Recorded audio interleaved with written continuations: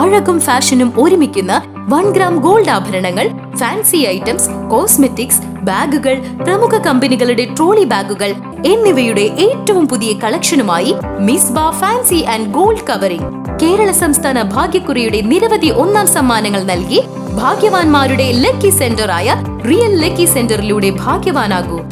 രാജ്യത്തെ ലക്ഷക്കണക്കിന് മെഡിക്കൽ വിദ്യാർത്ഥികളുടെയും രക്ഷിതാക്കളുടെയും പ്രതീക്ഷകൾ തകിടം മറിച്ച നീറ്റ് UG പരീക്ഷ നടത്തിപ്പിലെ വൻ ക്രമക്കേടുകൾ അത്യന്തം ഗൗരവകരമാണെന്ന് CPM പാർലമെന്ററി പാർട്ടി നേതാവ് K രാധാകൃഷ്ണൻ MP പ്രസ്താവനയിൽ പറഞ്ഞു.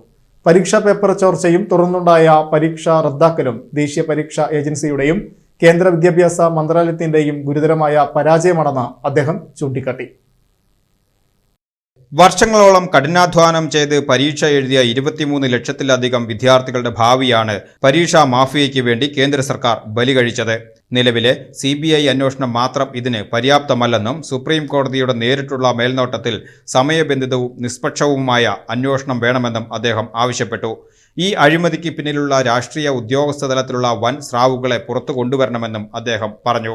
പരീക്ഷാ നടത്തിപ്പിൽ NTA പൂർണ്ണമായും പരാജയപ്പെട്ടിരിക്കുകയാണ്. വിശ്വാസ്യത നഷ്ടപ്പെട്ട ഈ ഏജൻസിയുടെ പ്രവർത്തനങ്ങളെക്കുറിച്ച് പുനർചിന്തനം നടത്തണം.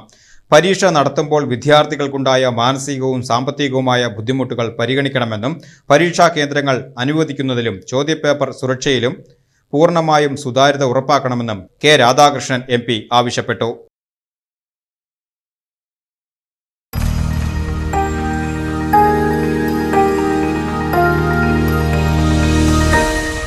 You are watching VCV News.